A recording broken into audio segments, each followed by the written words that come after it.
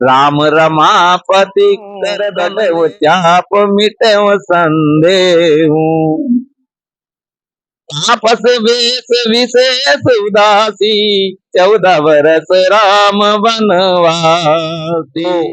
इस तरीके से हमारा जो बहुत जल्द है ना, बहुत जल्द हिंदू राष्ट्र बनने वाला है।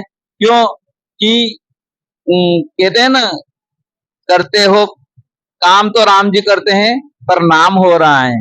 ये जितना भी आंदोलन में जो सफलता मिली, आज देश के अंदर जो सफलता मिली, जो रामलला का जो स्थापना हो रही, इसी सफलता के पीछे उसी प्रभु श्री राम की कृपा है, उसी प्रभु श्री राम की शक्ति है। और इनका श्रेय, अगर इस शक्ति का जो रामलला मंदिर निर्माण का जो श्रेय है, वो तो सबसे प्रथम तो प्रभु श्री राम को है। उनकी चेतना से ही हुआ है, उनकी शक्ति से ही हुआ है। पर यदि हम देखें तो इसका जो श्रेय, इसका जो क्रेडिट वो जाता है यहाँ के जो आदित्यनाथ जी योगी, उनके जो गुरुत हैं अवैधनाथ जी, और उन्हीं गोरक्ष पीठ के संतों ने सबसे पहले 1949, मुझे सन थोड़ा याद नहीं है, पर बाकी 49 के आसपास उन्होंने प्रयास किया था। और उसके बाद दूसरा प्रयास, इसमें कई बार प्रयास हुए, पर जो मुझे ज्ञात है 84 में नृत्य गोपाल दास जी की मीटिंग हुआ था, जयेंद्र सरस्वती जी ने प्रयास किया था, रितंबरा जी ने प्रयास किया था, विश्व हिंदू परिषद ने प्रयास किया था, और यहाँ के अशोक सिंघल जी जो घायल हुए थे। और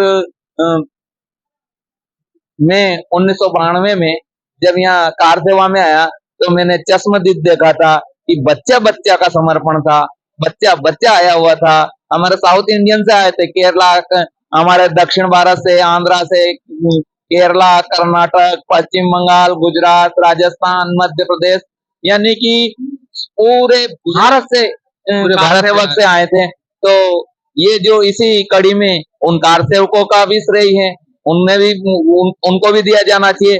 और इन सबके पीछे जो सबसे जो मुझे मेरा व्यक्तिगत अनुभव है और मेरा व्यक्तिगत मानना है कि सबसे ज्यादा उस समय युवाओं में जो प्राण फूके वो मारितम रान ने थे।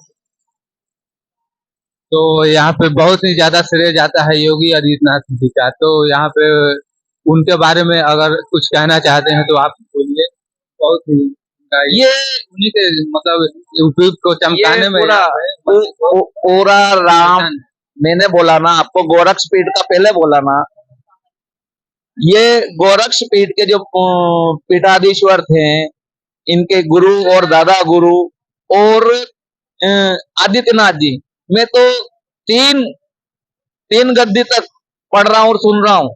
इनके जो दादा गुरु थे, इनके जो दादा गुरु थे, उन्होंने भी प्रयास किया, फिर अवैधनाथ जी ने प्रयास किया, फिर महंत आदित्यनाथ योगी ने प्रयास किया। और इनका जो प्रयास है, संतों का जो प्रयास होता है ना, तो संत हृदय नवनीत समाना, संत का हृदय जो होता है ना, वो द्रवित होता है दुखों को दुख के देख के।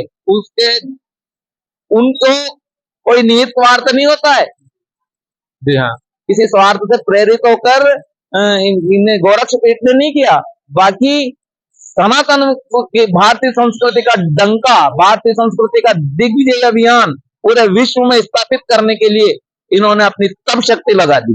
क्योंकि ये कोई राजनीतिक दल नहीं है गोरक्ष पीठ, है ना, ये राजनीतिक। तो आप यहाँ पे मंदिर का कुछ बारे में बताइए, मुख्य विशेषताएं, और यहाँ पे लोगों को कोई परेशानी या कोई असुविधा नहीं ना हो पा रहा है। तो यहाँ जो दर्शनार्थी आए वो बड़े खुश हैं, सब प्रसन्न है, किसी को कोई तकलीफ नहीं है। सिया राम मैं सब जग जानी, करऊ प्रणाम जोर जुग पानी के हिसाब से एक दूसरे सबसे ऐसे ही मिल रहे हैं। कोई अगर कहावत, अगर या श्लोक अगर राम जी का आपको याद हो तो आप बोल सकते हैं। कोई अच्छा एक श्लोक राम जी का आप सुनाए। कटव चाप मिटव संदेहू, आपस वेश विशेष उदासी 14 वर्ष राम बनवासी। कटव चाप मिटव संदेह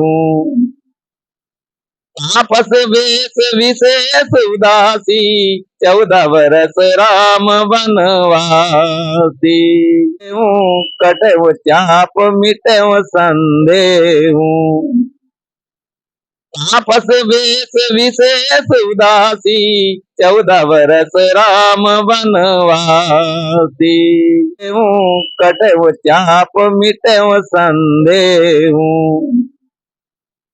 आपस वेश विशेष उदासी 14 वर्ष राम बनवासी। सिया राममय सब जग जानी करम प्रणाम जोर जुग पानी। दीन दयाल विरद संभारी हरवनाथ मम संकट भारी। समर मरण पुनि सुरस्वरी तीरा राम काज छनु भंग शरीरा। रामचरितमानस की इस चौपाई को पढ़ने के बाद इसमें गोस्वामी तुलसीदास जी वर्णन करते हैं कि नदी के किनारे गंगा के किनारे मरना, राम के लिए मरना और युद्ध भूमि में मरना, इससे श्रेष्ठ कोई मौत नहीं हो सकती। इसी चौपाई की प्रेरणा से बचपन में मैं निडर होके राम कार्य के लिए हमेशा अनवरत राम का कार्य करता रहता हूँ। क्यों कि यदि राम का कार्य करते हुए यदि मृत्यु भी है तो उधर लिखा है कि ऐसी मौत तो बड़ी सौभाग्यशालियों को मिलती है कि समर मरण पुण्य सरसुर तीरा राम काज चनुभंग शरीरा। यदि राम का कार्य करते हुए यदि युद्ध अनिति से लड़ते हुए और गंगा के तट पे यदि मृत्यु हो जाए तो इससे बढ़िया मृत्यु और कौन सी हो सकती है। बराबर से सौभाग्य की बात, ये और क्या सौभाग्य की बात हो सकती है। ठीक है, तो इसी तरह देख सकते हैं दोस्तों, हमारे साथ एक बाबा थे और इन्होंने राम भक्त में बड़ा विलीन है और बहुत ही बड़ी अच्छा श्लोक इन्होंने बोला। और चलिए दोस्तों, इसी के तहत हम वीडियो समाप्त करते हैं यहाँ पे। अगर लाइक शेयर और सब्सक्राइब नहीं किए हो तो सब्सक्राइब कर ले दोस्तों। जय हिंद, जय भारत, जय श्री राम।